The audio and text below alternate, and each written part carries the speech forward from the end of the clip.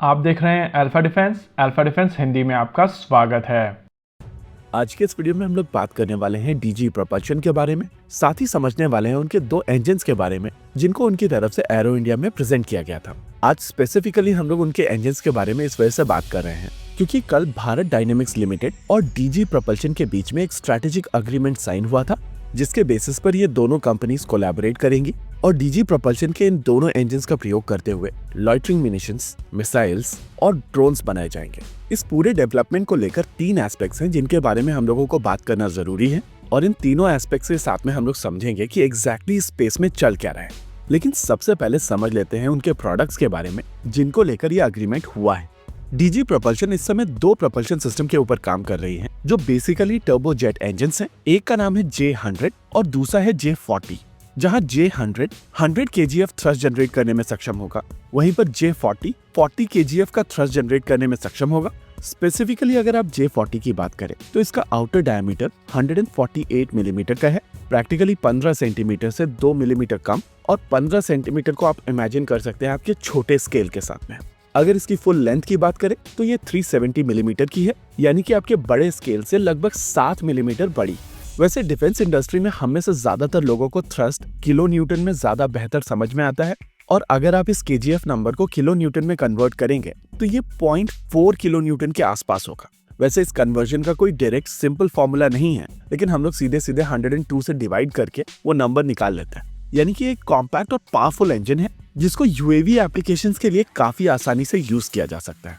अगर J100 की बात की जाए तो इसका एंटिसिपेटेड थ्रस्ट 100 kgf का था और इसी वजह से इसको J100 कहा जाता है। किलो न्यूटन में बोला जाए तो 0.98 किलो न्यूटन। लेकिन डीजी प्रोपल्शन की तरफ से इस इंजन को 107 kgf से ऊपर ऑपरेट किया गया है, यानी कि ये 1 किलो न्यूटन से थोड़ा ज्यादा थ्रस्ट जनरेट करने में सक्षम है। इस मोमेंट पर हम लोगों को इन इंजन्स का वेट पता नहीं है और इसी वजह से हम लोग thrust to weight ratio calculate नहीं कर सकते हैं। लेकिन इंडिया की एक स्टार्टअप कंपनी की तरफ से इस तरीके का एफर्ट कमेंडेबल है और इसको अप्रिशिएट किया जाना चाहिए।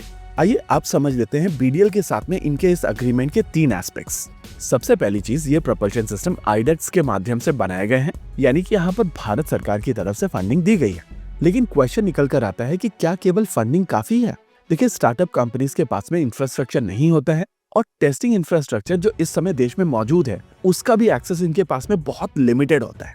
इस कंपनी के दो फाउंडर हैं, प्रतीक और चिराग। हालांकि चिराग सोशल मीडिया के ऊपर इतने एक्टिव नहीं है, लेकिन प्रतीक काफी फ्रीक्वेंटली अपने इंजन्स को डेमोन्स्ट्रेट करते रहते हैं और एक्स के ऊपर इनके वीडियोस डालते रहते हैं। एक वीडियो मुझे याद है जहाँ पर ये साइकिल के पीछे इस इंजन को स्नैप ऑन करके चला रहे थे।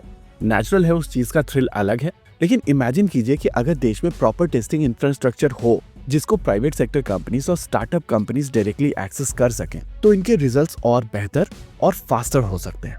वैसे इस कैटेगरी के इंजन्स को टेस्ट करने की फैसिलिटी डीआरडीओ, एनएएल और एचएएल के पास में अवेलेबल है, यानी कि अगर सरकारी टेस्टिंग फैसिलिटी का एक्सेस दिया जाए तो इनकी टेस्टिंग की जा सकती है। लेकिन इन लैब्स की जो परेशानी है उसको मैं एक्सप्लेन करता हूँ। कुछ बड़े कॉर्पोरेट कंपनीज की तरफ से कुछ यूनिवर्सिटीज में जाकर अपने वेपन सिस्टम्स को टेस्ट किया गया है और अपने रिक्वायरमेंट के हिसाब से रिपोर्ट्स बनवाई हैं। अब उन रिपोर्ट्स के बेसिस पर वो डीआरडीओ को प्रेशराइज करते हैं कि वो अपनी रिपोर्ट्स को मैनिपुलेट करें, जिसको बाद में जब इंडियन आर्मी की तरफ से पूरी तरीके से स्टडी किया गया तो आर्मी की तरफ से कहा गया था कि वो डीआरडीओ की रिपोर्ट ही एक्सेप्ट करेंगे।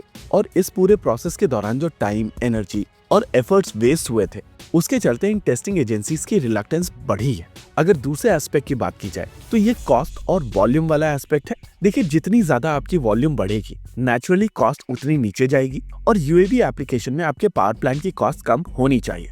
बीडीएल भारत के लिए लगभग हर तरीके के प्रोपल्शन सिस्टम आज तक बनाता आया है और डीजी प्रोपल्शन जब बीडीएल के साथ में मिला है तो बीडीएल की मैन्युफैक्चरिंग कैपेबिलिटी डीजी प्रोपल्शन को मिलेगी और उस हिसाब से अगर वॉल्यूम बढ़ाया जा सकता है तो इसकी कॉस्ट काफी तेजी से नीचे लाई जा सकती है।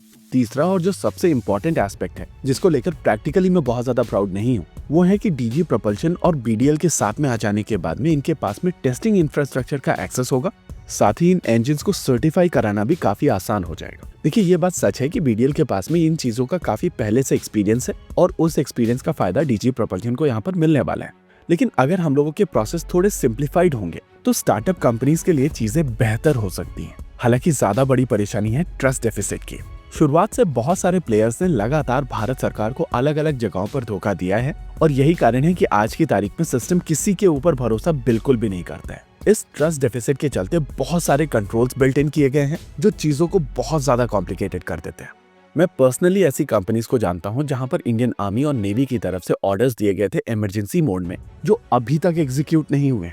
अनफॉर्चुनेटली इन सब चीजों के चलते एक्चुअल कंपनीज को नुकसान होता है जो हार्ड वर्क कर रही हैं। होप भारत सरकार की तरफ से कुछ चीजें सिंप्लीफाई की जाएंगी। इसी के साथ आज के इस वीडियो में रखते हैं केवल इतना ही। वीडियो को अंत तक देखने के लिए धन्यवाद। देखते रहिए अल्फा डिफेंस। जय हिंद।